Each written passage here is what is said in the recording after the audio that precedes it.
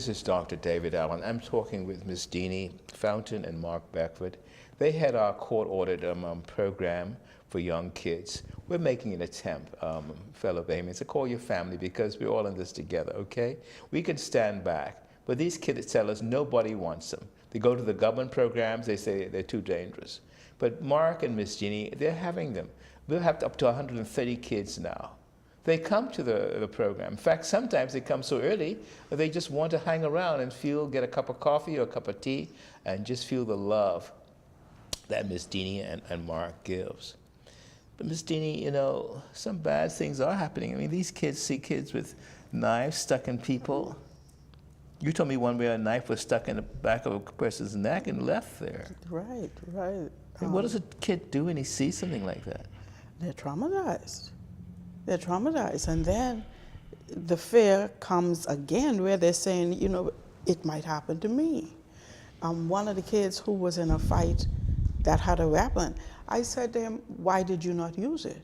He said he slowed down because he realized his mother looks to him for assistance in terms of helping with the smaller kids. Had he used that, he said, who would help mommy? But I have to try to protect myself even so. So when they see this kind of thing, there's always reaction. So you have them going to school with some kind of weapon somewhere. Even if they don't have them, they're planted somewhere. The schools know this, somewhere. And so they do these things to protect themselves. And while they're protecting themselves, sometimes they don't intentionally want to hurt another student, but it happens because they're in fear. And when they get that scared or become that nervous, it happens. And then you'll hear them, I didn't mean to do it. I'm so sorry. But it happened. Mark?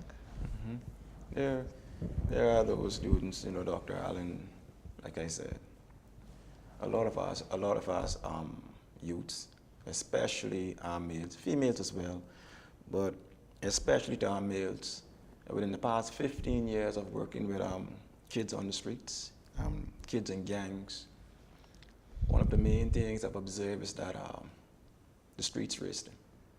The street what? The streets are their mediators. The streets are their leaders. The streets, they're raised by the streets. They are raised by the streets. By the streets. The streets are their family. Yes. Yes. The streets are their mothers and fathers. There's no proper family structure that's in place. And when you are dealing with these kids, Dr. Allen, when you begin to deal with these kids, you end up becoming more frustrated with the parent than the child. For real. You, Dr. Allen, I mean, to see the negligence and the irresponsibility of parents when it comes to dealing with these children. They want to have all the say, they want to beat the child, say this and that, but then when it comes to their responsibility in governing and raising the child, Dr. Allen, it's like, man, you need to send them to jail, man.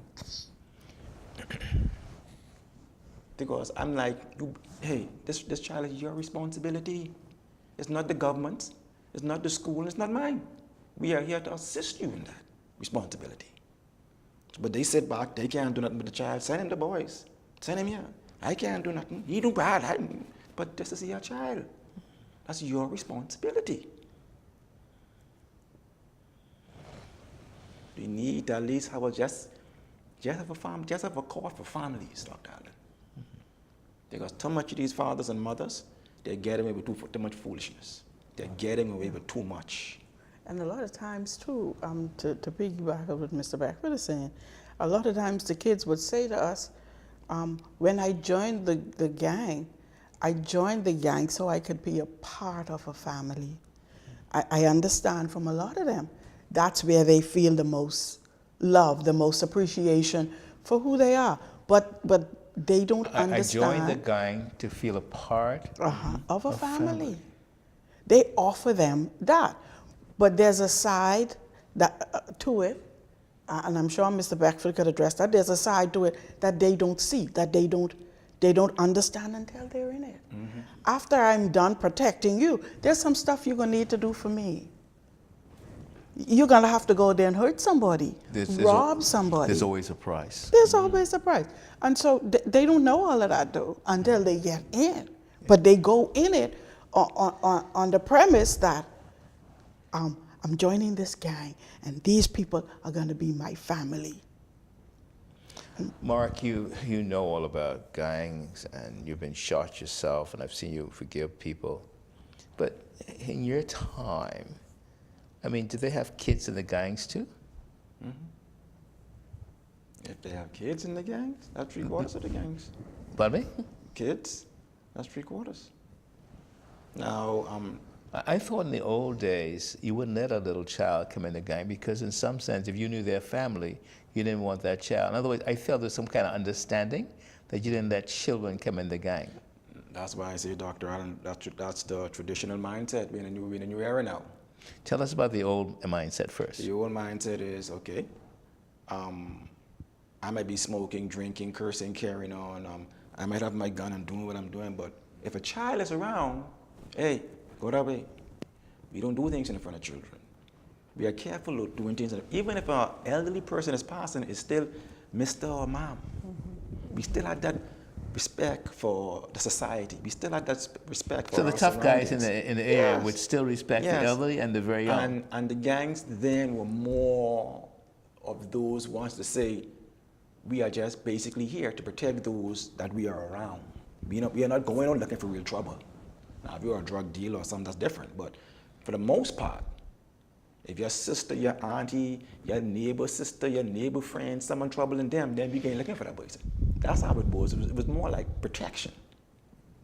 And when did that change, Mark? Boy, I would say about 10 to 15 years ago. 10 to 15 years ago. Because so every now, child or what, you're welcome into the gang? Because now there are some loopholes in our court systems. There are some loopholes in social services, and there are some loopholes in the police force.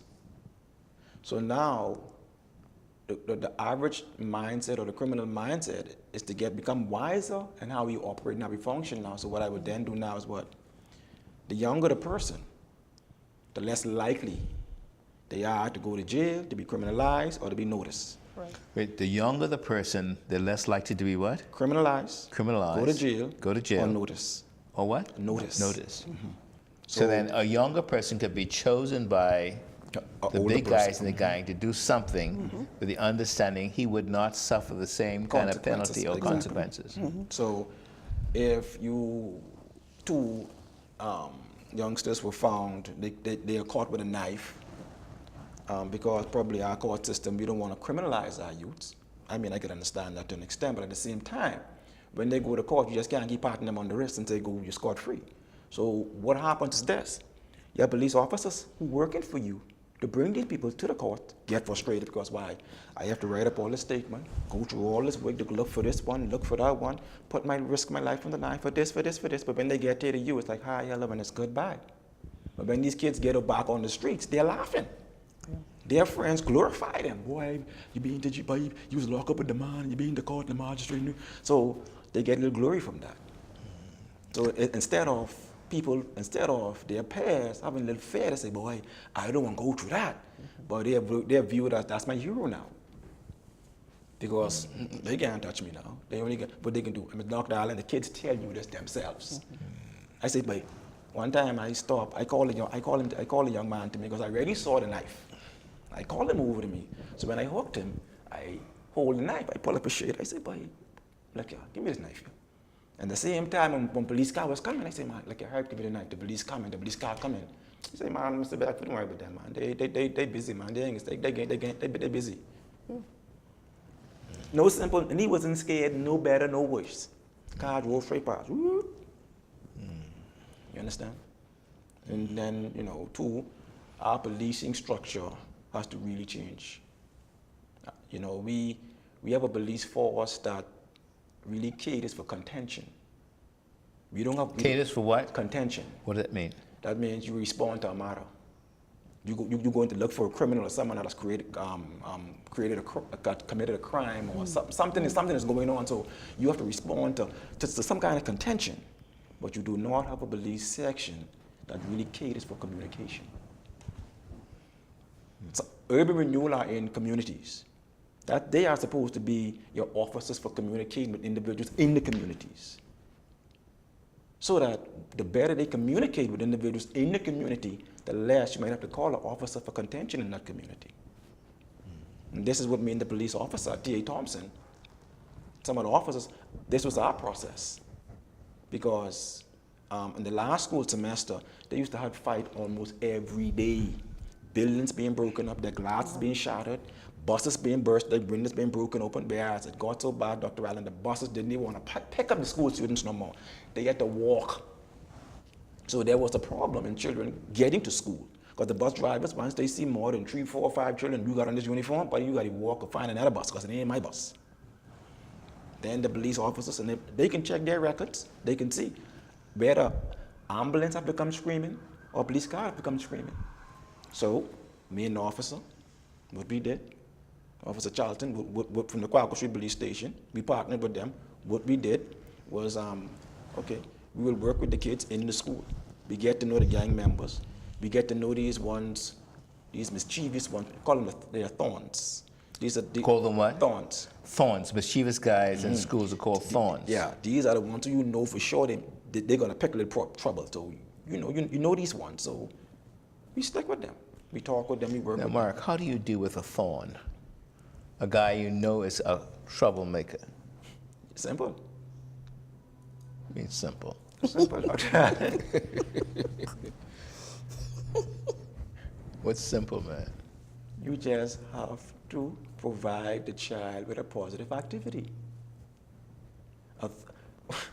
Notice, when a child is doing mischievous, what are they doing? They're doing some form of action. They're doing something. That's why a basketball, I use the basketball. And the basketball is where these kids go and play a game. And these would be the same set of kids that would be on the streets fighting. The same set of kids, the mothers, the same set of kids, the police officers, the schools saying are problematic. Mm-hmm. But when they came under my wings and I used my activity program with them, I'm like, okay, why aren't these kids fighting now again? Mm-hmm. You understand? Why when these kids come over here, they're not fighting, they're not arguing, they're not, you know. Fellow Bahamians, Mark Beckford has used basketball very effectively. Every 2 weeks, he has a group of kids, sometime up to 50, 60, 70, and he uses basketball to teach them discipline because he feels that you have to have a replacement activity for these kids. You can't just say, be good. Mm-hmm. You have to do something with them where they can participate in doing the good. We're going to take a break and be right back.